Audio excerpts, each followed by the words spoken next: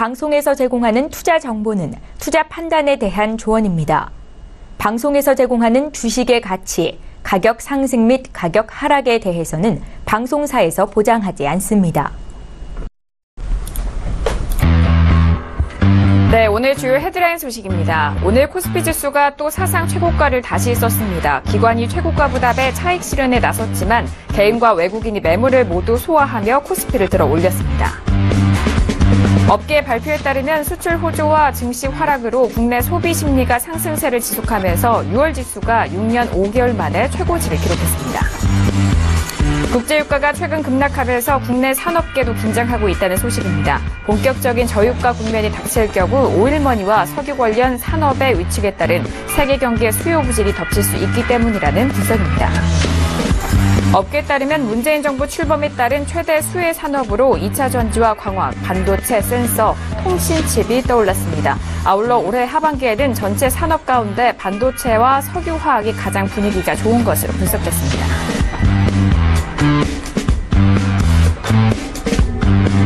네, 오늘 코스피 지수는 전일 대비 3.29포인트 상승한 2391.95로 장을 마감했습니다. 코스닥 지수는 4.27포인트 올라 672.64배 거래를 마쳤습니다. 유가증권 시장에서는 개인과 외국인이 3천억 원 가까운 순매수, 반면 기관 홀로 순매도 이어갑니다. 코스닥 시장에서는 외국인과 기관 순매수, 기관 홀로 순매도 합니다.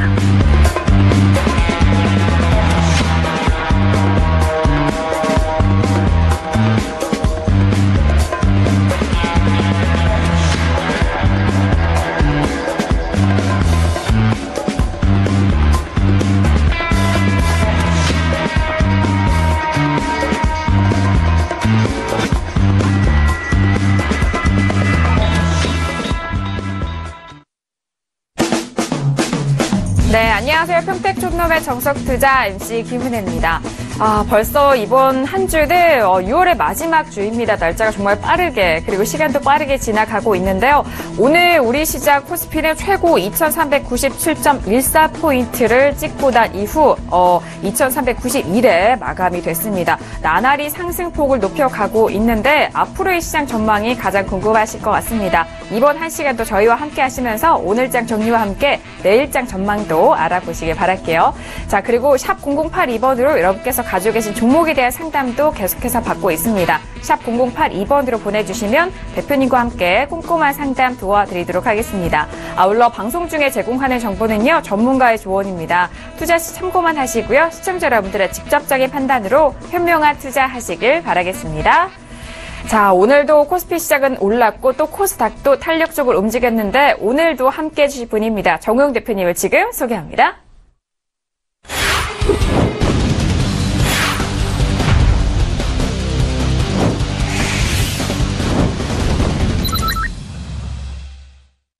네, 오늘도 대표님과 바로 인사 나눠보도록 하겠습니다. 대표님 안녕하세요. 네, 안녕하세요. 네, 반갑습니다. 자, 오늘 양시장 모두 상승으로 마감을 했습니다. 코스피 상당히 탄력 좋고요. 코스닥도 올라와줬는데 오늘 시장 어떻게 보셨어요? 네, 역시 삼성전자의 힘은 대단하다 이렇게 볼 수 있겠고요. 종가 기준으로는 외국인이 순매수를 기록했지만 사실 동시효과까지는 순매도였습니다. 그래서 제가 볼 때는 역시 삼성전자 노름이다 이렇게 생각을 했습니다. 네, 알겠습니다. 삼성전자도 오늘 강보합에서 마감이 됐고요. 또 선물 쪽 그리고 현물 쪽에서도 빨간불을 켰습니다. 자, 오늘 시장도 이렇게 흘러갔는데요. 자, 그렇다면은 오늘장 정리하기에 앞서서 저희가 다시 한번 시간을 고지를 도와드려야 될 것 같습니다. 이번 주가 6월의 마지막 주이다 보니까요. 다음 달이죠. 7월 3일부터 월요일입니다. 월요일부터 저희가 이사를 가게 됩니다. 저녁 9시로 평택총nom의 정우영 대표님의 정석투자 만날 수가 있으니까요. 시간 착오 없으시길 바랄게요. 자, 이렇게 대표님과도 인사 나눠봤고요. 그렇다면 오늘 시장 정리를 어떻게 도와주셨는지 오늘장 한마디 들어보도록 하겠습니다. 화면 통해서 확인하시죠. 네, 평택촌놈의 오늘장 한마디입니다. 오늘은요, 2012년 모두가 합창했던 코스피 2400선 임박이라고 꼽아주셨네요. 네, 정말 2,400선을 코앞에 두고 있습니다. 앞에서도 제가 다시 한번 말씀드렸어요. 2,397.14가 오늘의 최고가입니다. 코스피 시장. 자, 그렇다면 오늘장 한마디를 대표님과 함께 풀어보도록 할게요. 자, 대표님, 2012년, 이때 2,400에 대해서 열망이 있었나요? 오늘장 한마디 풀어주세요. 그때 유난히도 2,400선을 주장하는 사람들이 엄청나게 많았어요. 전부 다라고 할 수는 없겠지만 아마 거의 99%였을 겁니다. 그래서 그때 증권사나 주식 전문가나 다 2,400을 합청했는데 그래서 그 당시에 그러니까 이제 2,000선 좀 넘어서 어떻게 했었냐면은 풀베팅 한 사람 엄청 많았고요. 신용 쓴 사람들이 되게 많았어요. 그래서 이제 2,400을 갈구했는데 어쨌든 5년 만에 드디어 임박했기 때문에 증권사 입장에서는 적중했다고 볼 수가 있습니다. 그래서 축하드린다 그 말씀 드리겠고요. 물론 체감 지수는 한 300포인트 낮게 봐야 된다.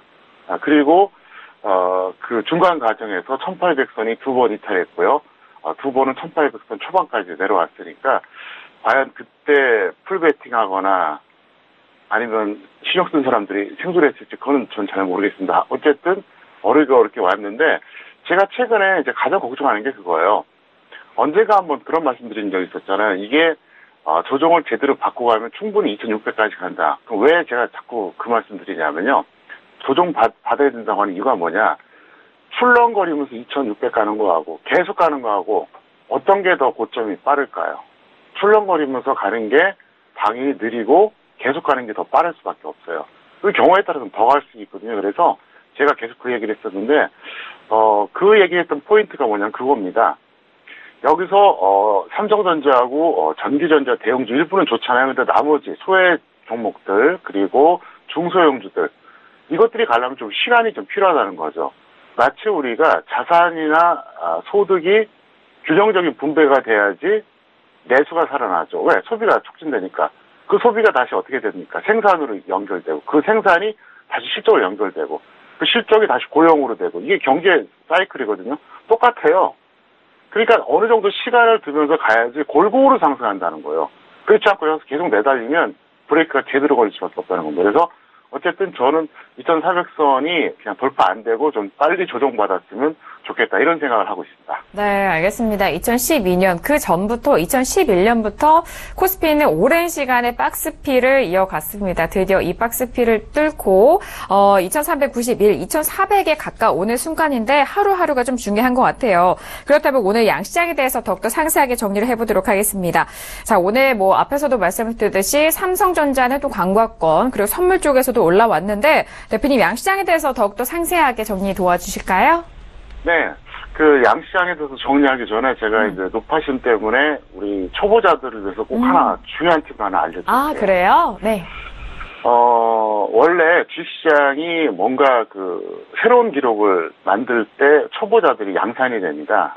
1989년에 최초로 1,000포인트 돌파했고요. 1999년에 코스닥이 폭등했었죠. 그 다음에 2007년에 최초로 2,000포인트 돌파했어요. 그리고 지금 현재 신고가입니다. 제가 볼 때는 아마도 지금 초보자들이 양산이 될 텐데, 이거 꼭 좀 알아두시라고 제가 좀 말씀드리겠는데요. 어제 같은 경우에도 제가 어떤 대응 전략 기본적인 거 알려드렸잖아요. 바로 작전주 정보 매매 부작용입니다. 이거 먼저 설명드리고 아주 자세하게 제가 얘기까지 들어주겠습니다. 작전주 정보 매매는요, 앞으로도 하지 마시고, 현재도 하면 안 돼요. 왜 그러냐면, 이게 초보자들이 아무것도 모르고 여기저기 기동량 하다 보면 이걸 쫓는 사람들이 많은데요. 뭐가 문제가 되냐면요. 일단 작전주에 맛이 들이잖아요. 그래서 이제 어떤 정보 얻어서 하려고 그러면 일단 분석을 안 하게 돼요. 정보만 계속 추구하게 됩니다. 네, 얻으려고 그러죠. 그 다음에 투자 실패는 시간 문제예요. 그리고 세 번째 뭐냐. 5년이 지나도 10년이 지나도 항상 실력이 똑같아요. 그래서 제가 왜 이걸 말씀드리냐면은 초보자들이 양산되다 보면은 이 초보자들이 짧게는 1년, 길게는 3년 안에 이런 작전주 정보 원하는 사람들이 꽤 많아요. 그 사람들이 대부분 다 망가지거든요. 그래서 제가 그런 건데요. 또 하나 재미나는 것도 말씀드리겠습니다. 여러분들이 가끔 뉴스에 보시면 다단계 금융사기 있잖아요. 그죠? 6개월에 100%, 1년에 200% 이자를 준다. 말이 안 되는 거죠. 그거하고 작전주 정보 매매 공통점과 차이점을 제가 설명하겠습니다. 공통점은 뭐냐면 처음은 수익을 줘요. 근데 서서히 이성을 잃게 만들어버리죠. 그 다음에 결국은 실패합니다. 예를 들어서 금융 사기 같은 경우 어떻게 하십니까? 뭐 1년에 200% 우리가 이제 수익 준다고 해놓고 어떻습니까? 짧게는 3개월, 길게는 한 6개월 정도 꼬박꼬박 월 이자를 지급하잖아요. 그러니까 처음에는 어떻습니까? 처음에는 2천만 원 하던 거 나중에 5천, 1억, 있는 돈 없는 돈 다 갖다 줘요. 심지어 주변에 있는 사람들 다 끌어모읍니다. 근데 그러고 나서 다 떠버리잖아요. 이게 작전주 정보하고 메커니즘이 똑같다는 거예요. 이걸 설명드리려고 그래요. 차이점 뭐냐면요. 다단계 같은 경우에는 일단 투자금은 자기 소유죠, 원래는. 근데, 자기 돈이지만 점유를 어떻게 합니까? 이상한 그 사기꾼들이 점유를 하게 되죠.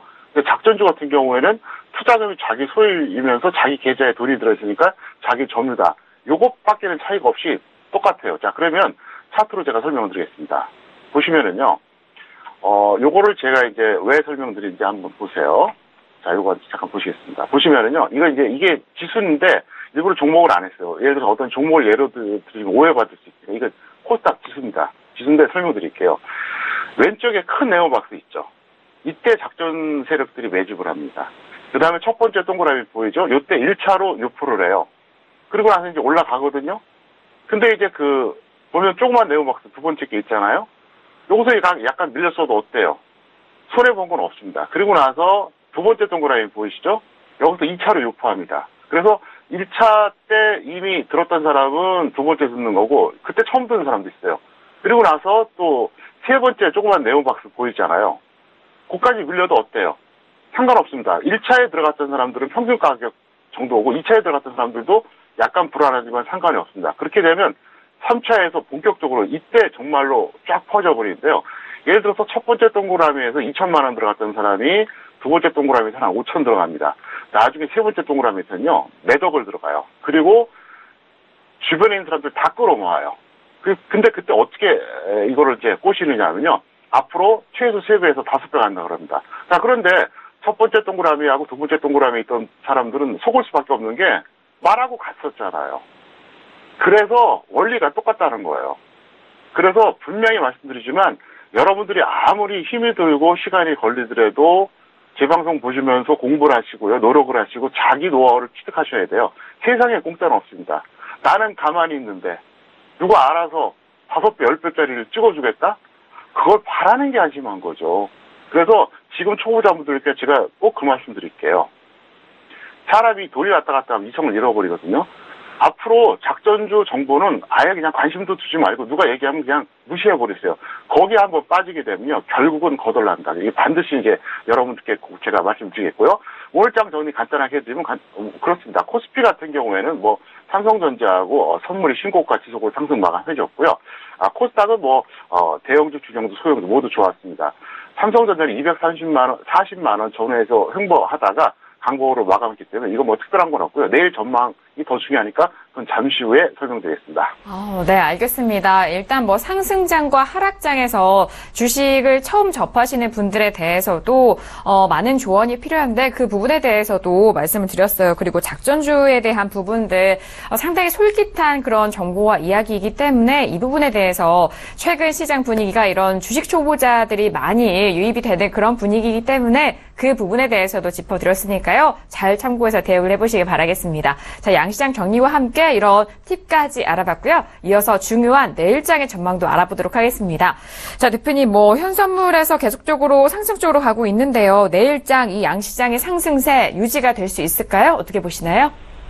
네, 솔직히 말씀드려서 예측하기 어렵고요. 삼성전자가 이유 여하를 막론하고 250만 원에 가까워지면 지수는 오를 수밖에 없어요. 반대로 240만 원 이탈되면서 230만 원에 가까워지면 내려갈 수밖에 없고요. 그래서 일단 내일은 삼성전자 등락으로 보자. 왜 그러냐면 삼성전자의 최근 등락을 보면은 이거는 예측 불허입니다. 솔직히 저는 자신 없어요. 왜 그러냐면은 너무 비이성적으로 움직이기 때문에 그렇습니다. 그런데 중요한 게 뭐냐? 5일선을 주목해야 된다. 이거는 제가 화면을 통해서 설명드리겠습니다. 자, 보시겠습니다. 현재 여기 화면에 보시면은요, 이 연두색으로 보이는 거 있죠? 이게 5일선이에요. 검은색이 21선이고요. 연두색 5일선, 검은색 21선입니다. 근데 지난 4월 21일에 21선 한번 회복해주고 나서 6월 21일에 딱 하루 이틀도 아닙니다. 딱 하루 21선 이탈했어요. 그리고 나서 다시 올라갔거든요. 그러니까 지금 벌써 2개월이 넘었죠. 그리고 지금 현재 보시는 것처럼 어떻습니까? 5일선 위에 쫙 움직이고 있잖아요. 무슨 얘기냐? 앞으로는요, 5일선을 기준으로 보시는 게 좋습니다. 무슨 말이냐? 일반적으로 볼 때는 우리가 21선을 이탈하면 조정, 21선을 회복하면은 다시 재상승, 추세를 판단할 때 그 기준이 되거든요. 물론 그 이전에는 이걸 먼저 보셔야죠. 제가 늘 말씀드린 거 있죠. 네, 그러니까 바로 이겁니다. 그러니까 61선이 121선을 돌파한 이 시점부터 상승 추세가 시작이 된 건데, 어쨌든 그러면서 눌림목이 나왔다가 다시 재상승하고 왔다 갔다 하는 건데, 지금은 워낙 이게 지금 과매수 상태이기 때문에 5일선이 이탈되면 이건 조정 가능성이 있다 이렇게 보시고요. 아니면은 그냥 아직은 더 상승한다 이렇게 보시면 되겠습니다. 그리고 코스닥 같은 경우에는 지금 뭐 큰 의미가 없고요. 무슨 얘기냐, 그냥 코스피 지수 따라서 간다 이렇게 보시면 될 것 같습니다. 잠깐 화면 보시겠는데요. 코스피는 역사상 최고가 돌파하고 계속 가는데 코스닥은 어떻습니까? 최근 고점보다도 약해요. 무슨 얘기냐? 코스피가 저 정도인데도 불구하고 이 최근 고점도 돌파 못했다고 하는 건 뭡니까? 약하다는 얘기거든요. 그래서 어쨌든 코스피 같은 경우가 가면은 뭐 마지못해 따라가겠지만 그게 아니면 같이 연동될 수밖에 없다. 이렇게 설명을 드리겠습니다. 네, 알겠습니다. 양시장에 대해서 내일장 전망 알아봤는데요. 코스피 시장 같은 경우에는 최근에 3거래일 연속, 4거래일 연속 양봉으로 이어가고 있는데 이 흐름에 대해서는 삼성전자의 등락으로 판단이 될 것이다. 5일선을 계속해서 지지받으면서 올라가고 있기 때문에 5일선 잘 판단해서 주목을 해보시길 바라겠고요. 코스닥은 코스피 추세와 연동된다는 그런 전망까지 정리 도와드렸습니다. 자, 이렇게 오늘장 정리와 내일장의 전망까지 알아봤고요. 이어서 오늘의 주요 이슈와 공시 분석 바로 들어가 보도록 하겠습니다. 화면 통해서 확인하시죠. 네, 오늘 주요 이슈와 공시 분석 사항입니다. 먼저 첫 번째 종목부터 볼게요. 첫 번째 종목은 유한타증권이 올라왔습니다. 안방그룹의 6,890억 원 규모의 피소 소식이 들려왔네요. 자, 다음 이슈 알아볼게요. IM이 올라왔습니다. 22조 증강현실 시장 급성장 전망에 상승세를 이어가고 있습니다. 자, 다음 종목은 네이버가 올라왔는데요. 미래에셋대우와 전략적 제휴를 맺었다라는 이슈입니다. 다음 종목은 대환유화가 올라왔어요. 공장 정상 가동 소식에 강세 흐름 보이고 있다는 이슈 올라왔습니다.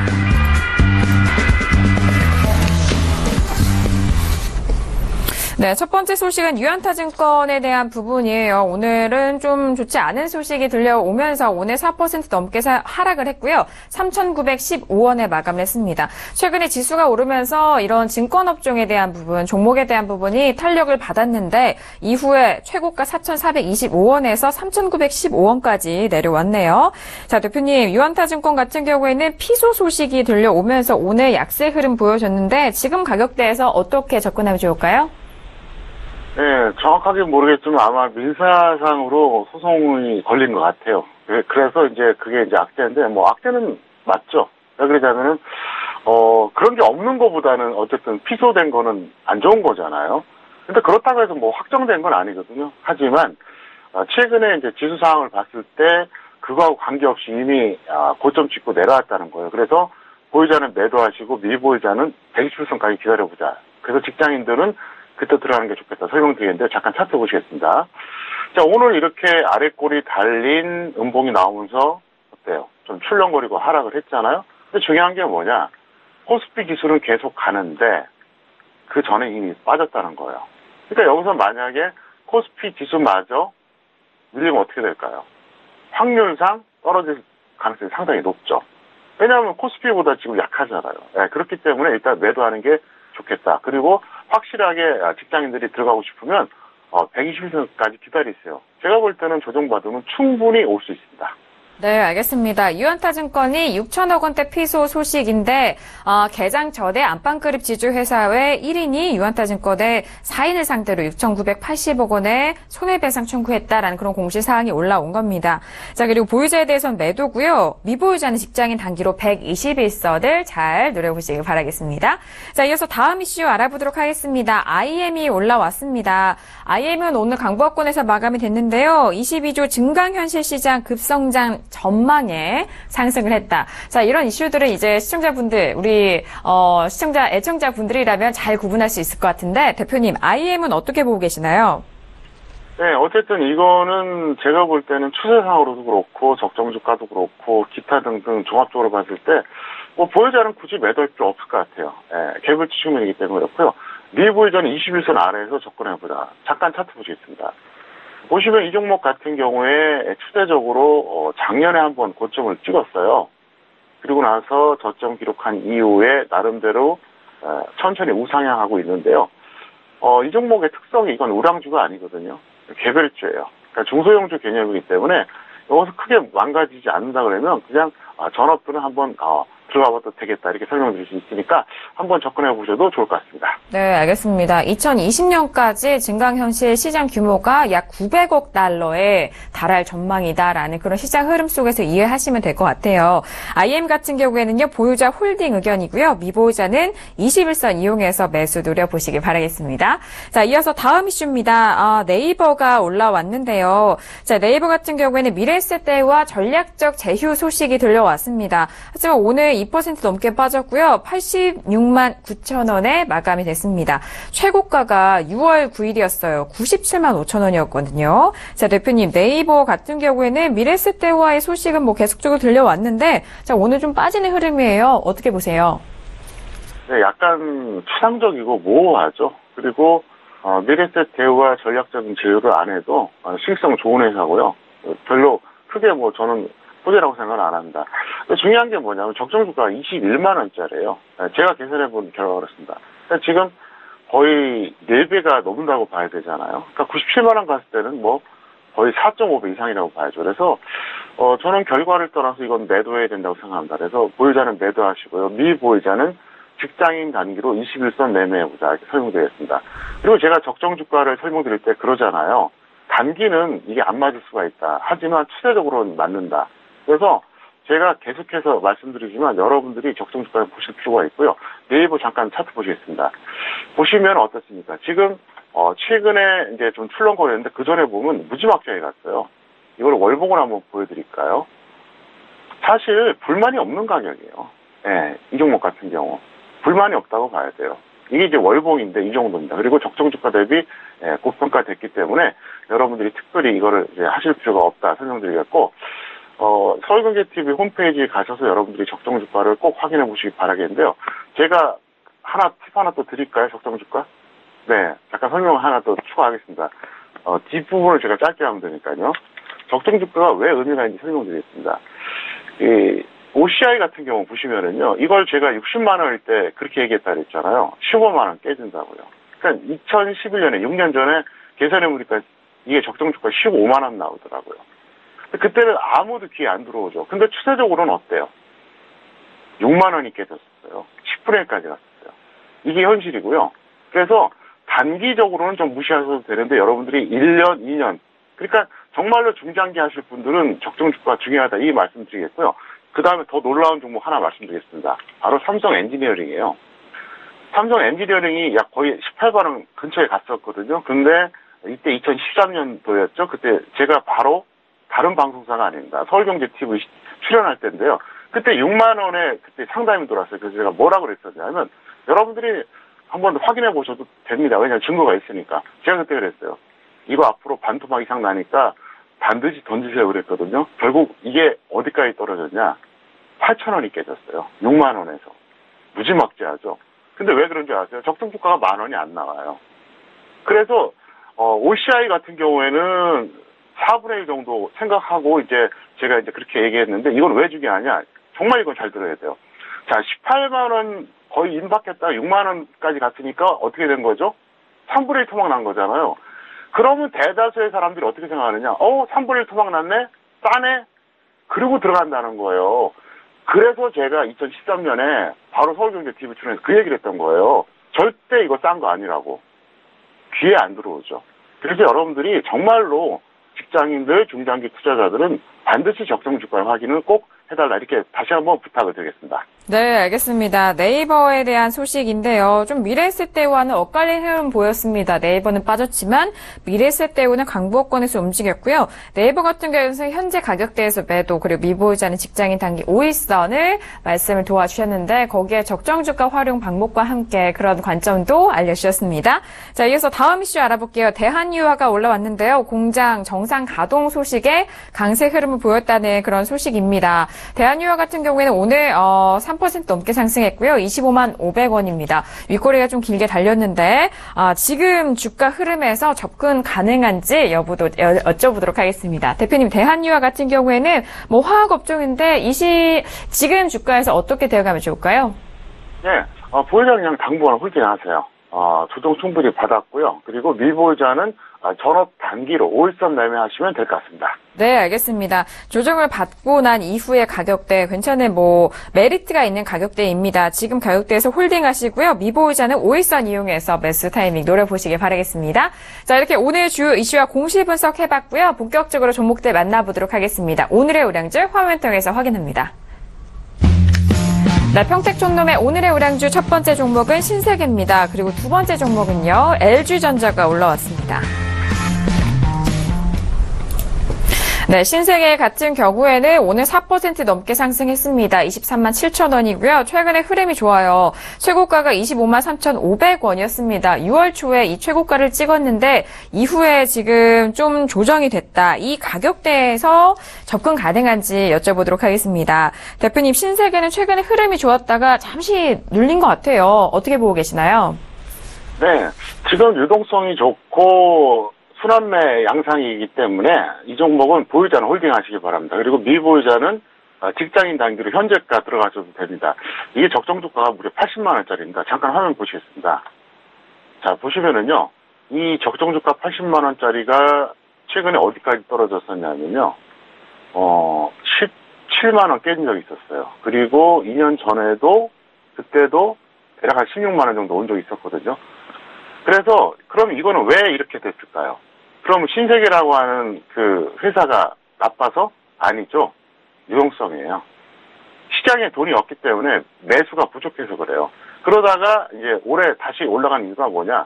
처음부터 올라간 건 아니잖아요. 예를 들어서 전기전자 이런 종목들 같은 경우는 어떻습니까? 작년 가을부터 올라가지 않았습니까? 근데 이거는 올해 초부터 올라갔잖아요. 무슨 얘기냐? 결국 유동성 장세 순환매 차원으로 접근하시면 될 것 같습니다. 네, 알겠습니다. 신세계 같은 경우에는 현재가에서 접근 가능하다라는 그런 말씀이세요. 그렇기 때문에 보유자 홀딩 의견까지 더해 주셨으니까요. 신세계 관심 있으신 분들은 현재가에서 집중을 해보시기 바라겠습니다. 자, 이어서 다음 종목입니다. LG전자가 올라왔는데 어제 우리 이번 시간에서도 LG전자에 대해서 좀 짚어드렸어요. LG전자는 최근에 88,900원까지 올라왔습니다만 82,300원 오늘 소폭으로 조정을 받았는데 자, 지금 많이 올라왔습니다. 이 시점에서 팔아야 될지 아니면 다시 한번 접근을 해야 될지 대표님과 함께 분석해보죠. 대표님, 어제도 LG전자 좀 언급을 해주셨잖아요. 너무 많이 올라와서 그런데 지금 매도를 해야 될까요? 일단 전략부터 말씀드릴게요. 보유자 매도하시고요. 미보유자는 전업 단기로 61선 또는 120선에서 접근하죠. 무슨 얘기냐? 지수 조정이 약할 것 같으면 61선까지만 기다리고요. 지수 조정이 크면 120선까지 기다리자. 이런 얘기거든요. 근데 참 이게 투자가 어려운 이유가 이거예요. LG 이노텍 같은 경우는 적정 주가 대비 이미 지금 고평가되어 있거든요. 근데 LG전자는 적정 주가가 무려 15만 원짜리예요. 근데도 왜 이렇게 말씀드리냐? 자, 화면 보시겠습니다. 코스피 지수가 계속 상승하고 삼성전자가 또 상승하고 그 다음에 솔직히 말해서 LG전자보다 못하다고 생각하는 전기전자 우량주들도 가는데 이건 어떻습니까? 미리 빠졌잖아요. 그러니까 수급상 딸린다고 봐야 돼요. 그래서 이 종목 같은 경우 일단 그동안 오랫동안 몰리셨던 분들 같은 경우에는 웬만하면 매도해 주시고요. 더 가더라도 너무 안타깝게 생각하지 마세요. 왜냐하면 기회는 충분히 있습니다. 그리고 미보유자들은 확실하게 조정받을 때까지 기다리자. 이렇게 설명드렸습니다. 네, 알겠습니다. LG전자 같은 경우는 보유자 매도고요. 전업단기 61선과 121선 이용해서 미보유자에 대해서는 접근 전략까지 정리 도와드렸습니다. 자, 이렇게 오늘의 우량주 알아봤고요. 이어서 오늘의 개별주도 바로 알아보도록 하죠. 화면 통해서 확인합니다. 네, 평택촌놈의 오늘의 개별주입니다. 첫 번째 종목은 CJ CGV가 올라왔습니다. 두 번째 종목은요, 하이비전 시스템이 올라왔네요. 네, 첫 번째 종목은 CJ CGV가 올라왔습니다. 최근에 오늘은 좀 올라왔습니다. 74,300원입니다. 그리고 이제 뭐 방학 시즌도 다가오기 때문에 영화 관련된 수요와 이런 실적에 대한 부분도 관심이 있으실 것 같은데 바로 알아보도록 하죠. 대표님, CJ CGV 같은 경우에는 뭐 최근에 가격대가 많이 내려왔어요. 지금 가격대에서 어떻게 보고 계시나요? 네, 지금 가격대 매력적입니다. 그래서 보유자는 홀딩하시고요. 미보유자는 직장인 단위로 바로 현재가, 지금 가격대에서 여러분들이 접근하시는 게 좋을 것 같고요. CJ, CGV에 대한 전망을 좀 말씀드리면 단기적인 전망은 좀 긍정적입니다. 왜 그러냐면 뭐 그런 시즌도 있고 여러 가지로 뭐 저평가됐다거나 뭐 기타 등등 뭐 어떤 과점 체제 아닙니까? 롯데 시네마하고 더불어서. 그래서 좋은데 중기적인 전망은 약간 좀 부정적이에요. 이건 꼭 여러분들이 참고하시기 바라겠습니다. 앞으로 이제 최근에도 영화 옥자와 관련돼서 이제 논란이 많았었잖아요. 원래 이제 영화관에서 먼저 개봉하고 나서 이제 인터넷으로 이제 볼 수 있는 시스템인데 그게 아니라 그걸 이제 완전히 뒤집어 버렸잖아요. 아마 영화 좋아하시는 분들은 지금 무슨 말인지 알 겁니다. 무슨 얘기냐? 점점점 시간이 갈수록 그런 시스템으로 바뀔 가능성이 높아요. 그러면 당연히 불리하겠죠. 그래서 단기적으로 일단 한 올해까지는 뭐 큰 문제 없고요. 이게 2, 3년 뒤로 가면 갈수록 그런 불리한 점이 있다. 이걸 여러분들이 꼭 염두에 두시길 바라겠습니다. 네, 알겠습니다. CJ CGV는 현재 가격대가 매력적이다라는 그런 부분 짚어주셨고 단기로가 더욱더 집중 가능하다라는 말씀이십니다. 최근에 뭐 개봉에 대한 부분은 이 옥자 같은 경우에는 넷플릭스로 먼저 개봉을 하고 그 다음에 상영관으로 진입하는 그런 유통 경로가 있었는데 이 부분에 대해서는 앞으로 영화 시장, 이런 상영 시장에 대해서 더욱더 확대될 것으로 보인다라는 그런 분석에서 장기적으로는 조금 부정적이다라는 그런 말씀 까지 더해 주셨습니다. 자, 이어서 다음 종목도 알아보도록 할게요. 하이비전 시스템에 대해서 올라왔는데요. 하이비전 시스템 오늘장 흐름 볼게요. 자, 윗꼬리가 상당히 많이 달렸어요. 갭상승으로 시작을 했는데 음봉으로 마감을 했는데 상당히 궁금한 종목입니다. 자, 대표님, 오늘 하이비전 시스템은 변동성이 컸네요. 어떻게 보고 계세요? 네, 이 종목 같은 경우에 일단 보유자 매도해 주시고요. 미보유자는 전업 단기로 121선까지 기다려보자 이렇게 설명드리는데요. 잠깐 제가 차트로 설명을 드리겠습니다. 지금 보시면은요, 이 종목 같은 경우 오늘 굉장히 한번 급등해 줬다가 일거리가 길잖아요. 근데 거기서 또 음봉이에요. 그리고 뭐 크게 억울할 건 없고요. 적정주가 수준까지 왔습니다. 왔고 여기서 제가 이제 걱정되는 게 뭐냐면 거래가 지금 대량 거래가 터졌어요. 아래쪽 보시기 바랍니다. 엄청나게 거래가 터졌죠. 근데 여기서 어떻습니까? 윗꼬리가 긴 음봉이 났다는 겁니다. 그럼 일반적으로입니다. 이렇게 되면 오늘보다 거래가 더 터져서 저걸 다 물량을 잡아먹어야지 가거든요. 근데 확률이 떨어진다는 얘기죠. 물론 저게 가지 말라는 법은 없어요. 갈 수도 있어요. 근데 이런 차트와 이런 거래량 그리고 그동안의 추세 이런 걸 봤을 때는 별로 이건 매력은 없다 이렇게 볼 수 있겠고요. 있는 사람들은 던지고 없는 사람들은 확실하게 120주선까지 기다려보자 이렇게 설명드렸습니다. 네, 알겠습니다. 앞서서 이슈 알아볼 때 증강현실에 대해서 급성장 전망을 받았다고 했는데 하이비전 시스템 같은 경우에는 증강현실 AR 기술을 구현하기 위해서 좀 필수적인 그런 기술을 확보한 독보적인 기업이다라는 증권사의 리포트도 나오고 있습니다. 오늘 많은 변동성을 보였는데요. 보유자에 대해서는 매도, 그리고 미보유자는 전업단기 121선 짚어드렸습니다. 자, 이렇게 오늘의 개별주 두 가지 종목까지 알아봤고요. 이어서 오늘의 테마주도 알아보도록 하죠. 화면 통해서 확인합니다. 네, 오늘 첫 번째 테마주는요, 시그네틱스가 올라왔습니다. 두 번째 테마주도 확인할게요. NHN 한국사이버결제가 올라왔습니다. 네, 오늘의 첫 번째 테마주는 시그네틱스입니다. 테마주답게 오늘 탄력을 많이 보였는데 7% 가까이 올라왔고요. 1,535원이에요. 자, 그런데 이 가격대가 바닥에서 올라와주는 흐름의 가격대이기 때문에 많은 분들이 접근 방법 궁금해하실 것 같은데요. 대표님, 시그네틱스 같은 경우에는 접근 가능할까요? 어떻게 보세요? 네.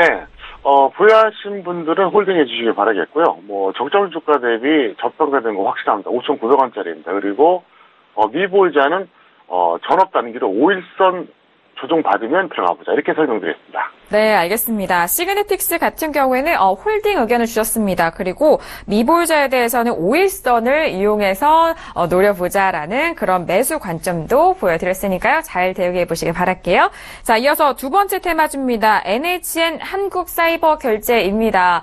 사이버 결제 같은 이런 결제 시스템 같은 경우에는 핀테크 관련된 부분도 있고요. 뭐 인터넷 뱅킹이라든지 많은 부분이 걸려 있는데 오늘 10% 가까이 올라왔고요. 14,600원입니다. 차트가 앞서서 본 시그네틱스와 좀 비슷한 흐름을 보여주고 있는데 바로 여쭤보도록 하죠. 대표님, NHN 사이버 결제, 한국 사이버 결제는 어떻게 보고 계시나요?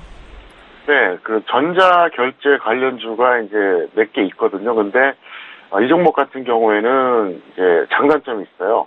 다른 종목에 비해서 장점은 모기업이 NHN 그룹이라는 거.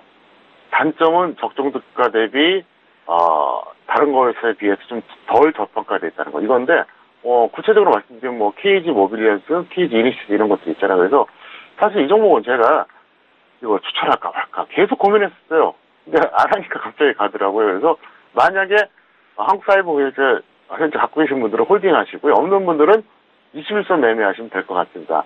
근데 만약에 이걸 못 잡니다. 그럼 다른 거 잡으면 돼요. 그러니까 이쪽은 한번 순환매될 때도 됐고 충분히 갈 때가 됐으니까 여러분들이 그 직장인들도 접근해도 상관이 없다. 그래서 제가 직장인 단기 21선 이렇게 말씀드렸습니다. 네, 알겠습니다. 한때 뭐 전자결제 시스템에 대한 부분, 핀테크 관련된 부분이 호황을 누렸는데 가격대가 상당히 많이 내려왔습니다. 순환매 관점으로도 다시 올라올 만한 그런 말씀해 주셨고 보유자 홀딩 그리고 미보유자는 직장인 단기 21선 매수 타이밍 노려보시길 바랄게요. 자, 이렇게 오늘의 테마주 시그네틱스와 NHN 한국 사이버 결제까지 알아봤고요. 중요한 내일장의 전략도 알아보도록 하겠습니다. 먼저 공략 업종과 테마 알아보도록 하죠. 네, 내일장 공략 업종과 테마입니다. 업종에 대해서는 단기 코스피에서 화장품이 있고요. 중기는 코스피 운송장비입니다. 테마도 확인하죠. 자, 테마도 어제장과 같을까요?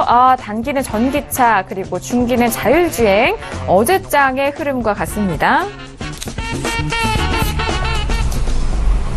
네, 어제 공략 업종과 테마 알아볼 때 같은 전략을 세워주신 것 같은데 오늘은 추가적인 말씀이 있는지 들어보도록 할게요. 대표님, 어제장의 업종과 테마 오늘도 동일하네요. 네, 업종이나 테마는 제가 그동안 거의 매일같이 조금씩 변경을 해드렸었는데요. 앞으로는 한 2, 3일 단위로 변경해드리려고 합니다. 왜 그러냐면 크게 달라질 게 없거든요. 그래서 만약에 이거 정말 내일 가겠다 싶은 이런 테마가 있거나 업종이 있으면은 갑자기 바꿔치기라고요. 그렇지 않으면은 그대로 좀 전달해 드리려고 하는데요. 여기서 굳이 제가 말씀드린다 그러면은 어쨌든 지금 업종과 테마주 중에서 제가 볼 때는 이겁니다. 화장품주 같은 경우 여러분들이 접근하시는 게 가장 우선순위로 좋다 이렇게 볼 수 있겠고요. 전기차라든가 자율주행 같은 경우에는 그거는 나중에 좀 조정받으면 들어가는 게 좋겠습니다. 그리고 운송장비는 대부분 다 그 우량주들이 현재 안 좋잖아요. 근데 제가 계속해서 말씀드리지만 부품주 쪽으로 잡아보자 이렇게 설명을 드리겠습니다. 네, 알겠습니다. 업종과 테마에 대해서는 공략이 빨리 지나가는 것이 아니기 때문에 이 부분에 대해서 짚어드렸고 여기서 추가적인 부분 그리고 변화하는 부분에 대해서 다시 짚어드린다고 하니까요. 잘 챙겨보시길 바라겠습니다. 자, 이어서 주식 선물 전략도 알아보도록 하겠습니다. 화면 통해서 확인할게요. 네, 주식 선물 투자 전략인데요. 추세는요, 코스닥에서 제약이 올라왔고요. 자, 이어서 단타 전략입니다. 코스피 반도체가 올라왔네요. 네, 최근에 주식 선물에 대한 비중도 많이 좀 구분해서 하시는 것 같은데 내일장의 전략도 알아보도록 하죠. 대표님, 제약과 반도체가 올라왔네요. 어떻게 좀 포지션을 접근하면 좋을까요? 네, 코스닥 같은 경우 여전히 고평가된 코스닥 탑10 안에 들어있는 제약주를 추세 매도하시고요. 단타 같은 경우에는 역시 코스닥 반도체 중에서 고가주가 있습니다. 가격이 상당히 높아요. 그래서 그쪽을 접근하시면 될 것 같은데요. 주식 선물에 대한 건 제가 가능하면 6월까지만 해드리고 7월부터는 좀 뺄 생각입니다. 왜 그러냐면 제가 이걸 그동안 몇 개월 해보니까 서울경제TV 시청자분들은 주식 선물 하시는 분들이 거의 없는 것 같아요. 그래서 당분간은 좀 해드리다가 나중에는 선물 옵션만 좀 정리해서 말씀드리겠습니다. 네, 알겠습니다. 워낙 주식 선물 하시는 분들에 대해서 비중이 작게 느껴지는 만큼 그 부분에 대해서 말씀해 주셨는데, 일단, 접근 전략과 업종에 대해서 말씀을 드렸으니까요. 이 부분도 잘 참고를 해보시기 바라겠습니다. 그렇다면 선물 옵션 전략은 어떻게 짜주셨는지 다시 한번 화면 통해서 확인할게요. 네, 선물 옵션 투자 전략입니다. 추세는 계속해서 관망 이어갑니다. 단타 전략 볼까요? 선물은 매도 물량 신고가 손절 또는 홀딩 유지, 그리고 옵션은 당분간 선물에만 집중을 하자라는 전략을 세우셨습니다. 네, 어제 지수도 올랐고 오늘도 역시나 계속적으로 올라가고 있네요. 0.55포인트 올랐고요. 312.45를 기록을 하면서 오늘 장 마감을 했습니다. 자, 선물 옵션 전략도 바로 여쭤보도록 할게요. 자, 대표님, 오늘 현물도 오르고 선물도 오르고 어제장과 비슷합니다. 어떻게 설명을 들어볼까요? 제가 어제 그렇게 말씀드렸죠. 선물이 플러스 2.00이 넘으면 정리해라. 근데 2.00은 안 넘어갔어요. 그리고 저는 이걸 계속 추가 매도하고 쌓아가는 게 아니라 일시적으로 추가했다가 살짝 내렸을 때 다시 평균가에서 물량 줄이고 계속 이런 식으로 해요. 네, 그렇기 때문에 이게 가능한 거거든요. 그래서 내일 신고가 돌파하면 그냥 이게 정리하시고요. 이제 갈 때까지 가나보다 이렇게 보시고요. 그게 아니면 홀딩하는 게 좋을 것 같고요. 옵션 같은 경우에는 당분간 하지 마시고 일단 선물에만 집중해 보시기 바랍니다. 왜 그러냐면 지금 최근에 봤을 때 제가 그 옵션 프리미엄이 너무 약해요. 그래서 큰 의미가 없고요. 어차피 지금은 선물에 집중해서 일단 현재 매도 물량 같은 경우에는 내일 신고가 갱신하면 정리하고 아니면 취장 끌고 가자 이렇게 설명드렸습니다. 네, 알겠습니다. 선물 옵션 전략도 탄탄하게 세워드렸으니까요. 대응하시기 좋게 잘 참고를 해보시기 바라겠습니다. 자, 이렇게 중요한 내일장의 전략까지 정리 도와드렸고요. 이어서 대표님이 직접 상담을 해드리는 코너입니다. 평촌하게 물어봐 시간 이어갈게요.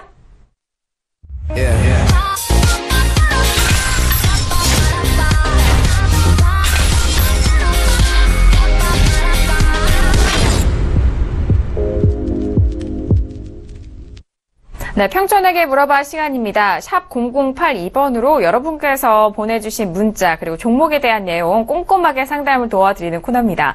자, 오늘도 많은 분들이 문자를 보내주셨는데요. 첫 번째 종목부터 바로 상담을 들어가도록 하겠습니다. 자, 오늘 첫 번째 문자는요. 3509님이 보내주신 문자 확인할게요. 더운 날 수고 많으십니다, 대표님. 네이처셀 매수가 5,200원에 비중 20%인데 매도가를 부탁드립니다. 라고 문자를 보내주셨어요. 자, 네이처셀을 매수를 하신 것 같은데요. 네이처셀 오늘은 5,070원이에요. 매수가가 5,200원인데요. 바로 알아보도록 하죠. 자, 대표님, 네이처셀 같은 경우에는 지금 소폭의 손실 구간이세요. 어떻게 진단할 수 있을까요? 적정 주가로 본다면 한 3배 정도 고평가인데, 단기 매매하는 데 있어서는 큰 의미가 없어요. 그러니까 그거 무시하셔도 되겠고요. 일단 보유자는 손절 10%, 수익 20% 해주시기 바라겠습니다. 그리고 위보유자는 바로 전업단기 21선, 그러니까 오늘 매수한 타임입니다. 잠깐 차트 보시겠습니다. 보시면 제가 항상 그러죠. 상승 추세인 종목은 언제 매수하라고요? 21선 아래에서 이탈했을 때 매수하라고 했잖아요. 그럼 언제입니까? 바로 오늘이에요. 오늘 했으면 딱 맞아요, 이게요. 근데 이분 같은 경우 실전에서 얼마에 매수했냐면 5,200원을 했거든요. 그러니까 제가 이제 그 말씀 꼭 드리고 싶어요. 만약에 이 방송을 계속 보셨는데도 이렇게 했다 그러면은 앞으로는 그렇게 하시면 안 됩니다. 안 보셔서 몰라서 그랬다 그러면 지금 드린 말씀 참고하시고요. 그 다음에 부지런하셔야 돼요. 서울경제TV 홈페이지에 들어오시면 다시 보기가 있거든요. 저는 갑자기 팁을 많이 드립니다. 그러니까 이미 지난 방송이라고 해서 무시하지 마시고 계속 체크해 보세요. 그러면 이건 제가 숱하게 말씀드렸잖아요. 21선 아래까지 기다리자. 그럼 오늘이거든요. 그럼 오늘 매수하면 어떻습니까? 상대적으로 여유가 있잖아요. 100원 이상 차이가 나잖아요. 그러면 이게 얼마나 유리합니까? 그렇기 때문에 그렇게 앞으로도 이제 여러분들이 꼭 그 기준대로 해주시길 바라겠습니다. 네, 알겠습니다. 네이처셀에 대한 부분을 알려드렸는데 지금 가격대가 더욱더 좋아 보이고 매수가에 대한 좀 아쉬운 부분을 말씀을 드렸어요. 손절 10%, 수익 20% 그리고 미보유자는 전업단기 21선 참고를 해보시기 바라겠습니다. 자, 이어서 다음 문자도 바로 확인을 해보도록 하겠습니다. 다음 문자는 7962님이 보내주신 문자예요. 한글과 컴퓨터를 가지고 계시네요. 18,000원에 비중 30%를 실으셨는데 수급가 그리고 적정 주가를 믿고 있고 참는 중인데 흐름이 지지부진합니다라고 문자를 보내주셨어요. 한글과 컴퓨터를 지금 18,000원에 지금 오늘 종가는 17,100원이거든요. 그리고 적정주가 검색을 해보셨나 봐요. 자, 대표님, 자, 수급과 그리고 적정주가 비교해서 저평가되어 있다. 그런 부분을 믿고 참고 있다고 합니다. 어떻게 분석하세요? 이분이 만약에 추가하지 않는다 그러면 손절 20% 또는 본전 매도하시고요. 추가한다 그러면 바로 지금 매수하시면 될 것 같아요. 지금 추가하시면 될 것 같습니다. 그래서 왜 그러냐? 미보유자들은 전업 단기로 현재가 매수하자 이렇게 말씀드렸거든요. 이 종목 같은 경우는 제가 볼 때는 일단 뭐 매수 타이밍에 문제 있는 건 아닙니다. 그런데 최근에 좀 탄력이 좀 떨어진 것도 사실이에요. 그래서 다시 한번 말씀드리지만 적정 주가는 투자적으로 봐야 돼요. 정말 1년, 2년짜리 보면 거의 맞아요. 그런 경우가 상당히 많은데 단기적인 것은 그렇게 큰 의미가 없을 수가 있으니까 일단 여러분들 그렇게 보시기 바라겠고요. 그러면 어떤 게 더 적중률이 높을까요? 우량주하고 개별주. 당연히 우량주입니다. 우량주에 가까울수록 적정 주가가 추세적으로 맞는 경우가 상당히 많고요. 개별주 같은 경우도 뭐 맞긴 맞는데 아무래도 우량주보단 떨어진다. 그럼 이 종목은 뭐가 될까요? 개별주라고 보셔야죠. 그래서 일단 지금 없는 분들은 잡아보시고 있는 분들은 지금 추가를 해보셔도 되고 이분 같은 경우 지금 추가하셔도 좀 별로 문제가 없다고 생각하고 있습니다. 네, 한글과 컴퓨터 같은 경우에는 현재가가 접근이 메리트가 좋다라는 말씀이세요. 그리고 보유자에 대해서도 지금 가격대에서 비중을 추가하시는 부분도 말씀을 드렸기 때문에 이 부분 잘 활용을 해서 대응을 해보시길 바라겠습니다. 자, 그리고 적정 주가는 추세가 더욱더 맞는 만큼 우량주에 더욱더 유리합니다. 이 부분도 참고하시길 바랄게요. 자, 이어서 다음 문자도 빠르게 확인을 해보도록 하겠습니다. 다음 문자는요, 1042님이 보내신 문자예요. 3기 오토모티브를 가지고 계시네요. 매수가는 3,850원의 비중 10%라고 합니다. 그런데 1년 보유를 했습니다. 어떻게 대응하면 좋을까요? 라고 문자를 보내주셨어요. 1년 동안이나 보유를 하셨다면 많이 기다리셨을 것 같은데 오늘 종가는 3,815원입니다. 자, 대표님, 이제서야 좀 매수가까지 올라오는 것 같아요. 그동안에도 뭐 흐름을 다 놓치신 것 같은데 어떻게 보고 계시나요? 일단 매도하세요. 그리고 조정받으면 재매수하시길 바라겠습니다. 미보유자 같은 경우에는 전업 단기로 60일선까지 기다리세요. 보통 짧게는 6개월, 길게는 2, 3년 홀딩했다가 본전하면 던지는 게 정석이에요. 더 갈 땐 가더라도. 왜 그런지 아세요? 거기서 만약에 더 간다 그래도 1년 허송세월한 거예요. 근데 다시 빌리면 어떻게 될까요? 사람이 심리적으로 완전히 무너져요. 제가 언젠가 그런 말씀 드린 적 있었죠. 서두르지 말자, 욕심내지 말자, 분수에 맞게 매매하자. 무슨 얘기냐면요. 항상 그게 문제가 돼요. 차라리 이 종목을 전에 10% 손절하고 다른 거 갈아탔으면 아마 그거 많이 하고도 남았을걸요? 이게 왜 그런 줄 아세요? 이유는 간단해요. 개인의 3대 집착 때문에 그래요. 나는 손해보고 못 팔겠다 이겁니다. 투자 경력이 짧아서 그래요. 투자 경력이 긴 사람들은 수익 날 땐 수익 내고 손해볼 땐 또 팔아요. 왜? 어떻게 다 수익 납니까? 워렌 버핏은 그러면 투자하는 회사 족족 다 수익 났을 것 같습니까? 아니거든요. 그러니까 자꾸 기회비용을 날린다는 거죠. 그러니까 어차피 홀딩할 바에는 10% 손절하고 차라리 다른 거, 뭐 금융주 잡았다든가 다른 걸 잡았으면 수익 났잖아요. 그러니까 제가 늘 말씀드렸지만 저렇게 무작정 홀딩하는 거 습관이 안 좋습니다. 그래서 일단 던지시길 바라겠습니다. 네, 알겠습니다. 자, 보유자에 대해서는요, 지금 매도 후 재매수에 대한 전략을 말씀드렸고요. 또 미보유자에 대해서는 61선을 이용해보자라는 그런 전략까지 정리 도와드렸습니다. 자, 이어서 다음 종목 빠르게 알아보도록 하겠습니다. 다음 종목은요, 2575님이 보내신 문자예요. 평촌님 고려아연 매수가 446,500원에 비중 30%입니다. 진단 부탁드립니다. 라고 문자를 보여주셨어요. 고려아연을 오늘은 444,000원에 마감이 됐네요. 대표님, 고려아연 같은 경우에는 저희 방송 시간에도 대표님이 언급을 해주셨던 종목이에요. 어떻게 진단하세요? 네, 지금 주가 크게 억울할 거 없고요. 보유자는 본전 또는 손절 10% 매도하시길 바라겠습니다. 철강금속은 제가 보기에는 반등 나올 만큼 나왔다고 봐요. 그리고 당분간은 좀 부정적입니다. 그래서 일단 그렇게 보시는 게 맞겠고요. 미보유자는 그냥 관망하세요. 올 뉴스에 그렇게 나왔었잖아요. 철강이라든가 이런 쪽은 좀 안 좋을 것이다. 근데 저는 이미 그 얘기를 한 달 전에 했습니다. 그렇기 때문에 지금 입장에서는 별로 메리트는 없다고 봅니다. 그래서 고려아연 같은 경우는 관망해달라 이렇게 설명드리겠습니다. 네, 알겠습니다. 고려해야 되는 부분은 철강금속 업종에 대해서 말씀해 주셨을 때 그런 부분도 잘 참고를 해보시기 바라겠고요. 보유자는 본전 또는 손절 10%, 그리고 미보유자는 관망에 대한 의견까지 정리 도와드렸습니다. 자, 오늘 평촌에게 물어봐 시간은 여기까지 마무리를 하도록 하겠습니다. 저희가 또 고지해드릴 상황이 있죠. 6월 달에 이 강연회, 대강연회를 참석하지 못하신 분들을 위해서 또 7월에 강연회를 준비했습니다. 자, 7월 15일 날에 준비하고 있는데요. 대표님, 강연회 소식 다시 한번 말씀을 드려볼까요? 네, 8월에는 제가 하지 않습니다. 그러니까 7월이 좋은 기회가 될 것 같고요. 6월에 모셨던 분들은 꼭 오시길 바라겠습니다. 그래서 7월 15일 오후 2시에 상암동에서 하고요. 제 강연에 계속 오신 분들은 아실 겁니다. 저는 강연회 할 때마다 교육과 정보 내용이 계속 달라집니다. 똑같은 거 반복 절대 안 합니다. 그러니까 가능하면 오시면 좋을 것 같고요. 어쨌든 지금 시기가 중요하니까 제가 더 많은 교육, 더 많은 정보 드리도록 노력하겠습니다. 네, 알겠습니다. 대표님, 오늘 여기서 보내드릴게요. 오늘 1시간도 수고 많으셨습니다. 감사합니다. 네, 감사합니다. 네, 대표님과 오늘 1시간 동안 또 알차게 꾸며드렸습니다. 강연회 소식 다시 한번 확인을 해보시길 바라겠고요. 저희가 준비한 소식과 내용 여기까지입니다. 저희는 내일 이 시간 다시 돌아오도록 하죠. 함께해 주신 여러분, 오늘도 고맙습니다.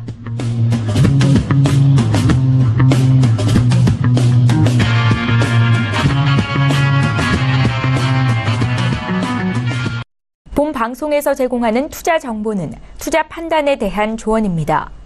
방송에서 제공하는 주식의 가치, 가격 상승 및 가격 하락에 대해서는 방송사에서 보장하지 않습니다.